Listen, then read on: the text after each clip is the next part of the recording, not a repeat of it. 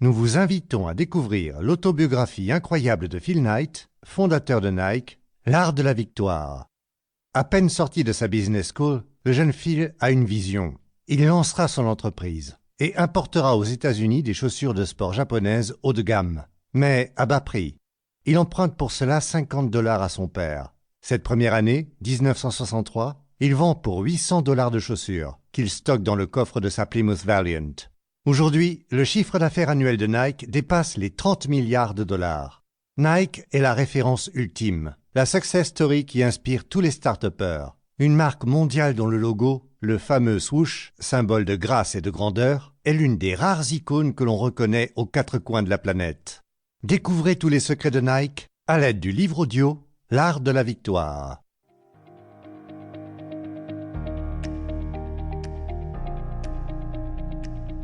L'aube.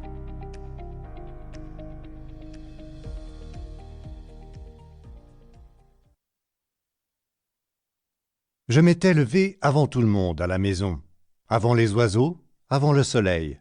J'ai pris une tasse de café, avalé une tartine, mis un short et un sweat, avant de lasser mes chaussures de running vertes. Je suis sorti sans faire un bruit, par la porte de derrière. Je me suis étiré les mollets, les ischios, le bas du dos, et je me souviens d'avoir grogné lors des toutes premières foulées dans le brouillard. Pourquoi est-il toujours aussi difficile de se lancer? Il n'y avait aucun signe de vie, ni voiture, ni âme qui vive. J'étais tout seul, au milieu des arbres, qui semblaient savoir que j'étais là. Le monde m'appartenait. J'étais de retour dans mon Oregon natal. Les arbres semblaient avoir toujours su. Les arbres ont toujours été protecteurs. En courant, je me suis dit que j'avais de la chance d'être originaire d'un si bel endroit. Un endroit calme, vert, tranquille. J'étais fier d'être de l'Oregon, fier de pouvoir dire que j'étais né à Portland. Mais il me restait un regret. L'Oregon avait beau être magnifique, pour beaucoup, c'était le genre d'endroit où jamais rien d'important ne se passait, et il n'y avait pas de raison que ça change. Si les habitants de l'Oregon étaient célèbres pour quelque chose, c'était surtout pour avoir réussi à se frayer une voie terrestre franchissant les Rocheuses, la piste de l'Oregon. Les choses avaient été plutôt fades depuis. Le meilleur enseignant que j'ai eu, l'un des hommes les plus brillants que j'ai eu la chance de rencontrer, parlait souvent de cette piste. Il grommelait que c'était notre acte fondateur, que cela avait contribué à façonner notre personnalité et notre destin, et que cela faisait partie de notre ADN. Il disait « Les lâches n'ont jamais essayé, et les faibles sont morts en chemin. Il ne reste que nous. » Ce professeur croyait qu'un esprit pionnier particulièrement fort s'était développé lors des premiers franchissements de cette piste, et que cela avait à la fois décuplé notre sentiment que tout était possible et nous avait rendus moins sujets au pessimisme. Pour lui, il relevait de notre devoir de résident de l'Oregon de perpétuer cet esprit. Je hochais la tête lors de ses discours, lui témoignant tout le respect que je lui devais. J'adorais ce type, mais je me disais parfois « Bon Dieu, c'est juste un chemin de terre ». Lors de ce mémorable matin brumeux de 1962, mon esprit s'est attardé sur le fait que j'étais de retour à la maison, après un exil de 7 longues années. C'était étrange d'être revenu, étrange d'être à nouveau quotidiennement fouetté par la pluie. Il était encore plus étrange de vivre à nouveau avec mes parents et mes sœurs jumelles, et de dormir dans le lit de mon enfance. La veille au soir, j'avais regardé mes livres de cours et mes trophées du lycée, en me demandant « Suis-je toujours la même personne ?» J'ai accéléré la foulée. Ma respiration formait des bouffées rondes dans le brouillard. J'ai savouré ce premier réveil physique, ce moment lumineux avant que l'esprit ne soit parfaitement clair, quand les membres et les articulations commencent à s'assouplir et que le corps commence à fondre, de l'état solide à l'état liquide.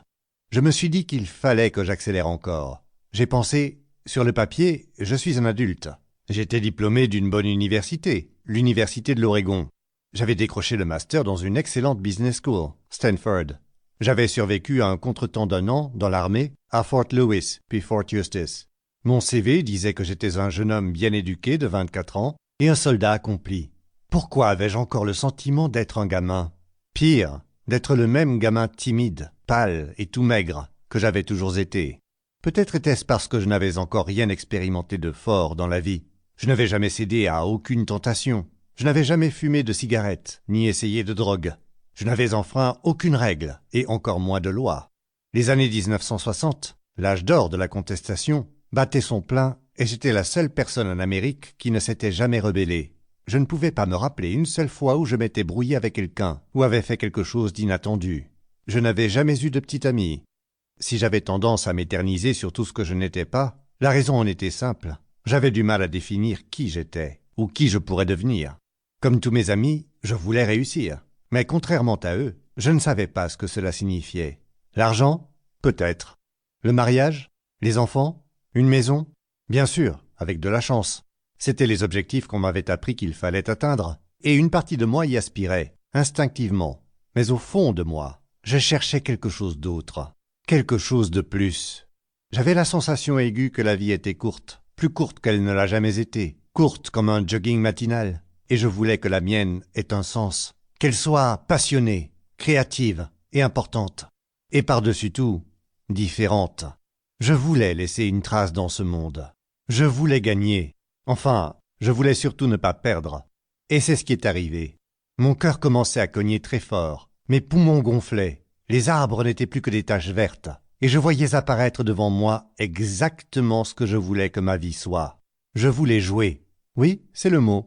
J'avais toujours soupçonné que le secret du bonheur, l'essence de la beauté, de la vérité ou de tout ce qui vaut la peine d'être vécu, repose quelque part dans ce moment pendant lequel la balle est en suspension, quand les boxeurs sentent que la cloche va bientôt sonner, quand les coureurs s'approchent de la ligne d'arrivée et que le public se lève comme un seul homme.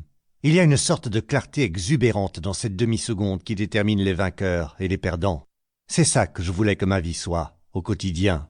J'ai fantasmé à plusieurs reprises sur la possibilité de devenir un grand romancier, un grand journaliste, ou même un homme d'État. Mais mon rêve ultime a toujours été d'être un grand athlète. Malheureusement, le destin a voulu que je sois un bon sportif, pas un grand sportif. À 24 ans, je m'étais déjà résigné. J'ai fait de la course à pied sur piste dans l'Oregon et je me suis distingué en remportant quelques titres locaux 3 ou 4 ans de suite. Mais c'est tout, ce n'est pas aller plus loin. Alors que j'enchaînais les miles en 6 minutes et que le soleil commençait à poindre sur les aiguilles de pin, je me suis demandé, et s'il y avait un moyen de ressentir ce que les athlètes ressentent sans en être un? Est-il possible de passer sa vie à jouer plutôt que de travailler, et de s'épanouir dans son travail à tel point que les deux deviennent pratiquement la même chose? Les guerres, la douleur et la misère avaient rendu le monde si triste, et le train-train quotidien était tellement épuisant et émaillé d'injustice, que je me suis dit que la seule réponse était peut-être de trouver ce rêve prodigieux et improbable, suffisamment fun et noble pour essayer de le réaliser avec le dévouement et la détermination d'un athlète. Qu'on aime l'idée ou non, la vie est un jeu. Quiconque nie cette vérité, quiconque refuse de jouer, se retrouve sur la touche, et plus que tout, je voulais échapper à cela. Tout cela m'a guidé vers mon idée folle. Je me suis dit que peut-être, je dis bien peut-être, je devrais la reconsidérer une dernière fois. Peut-être qu'après tout, mon idée folle pourrait, qui sait, fonctionner.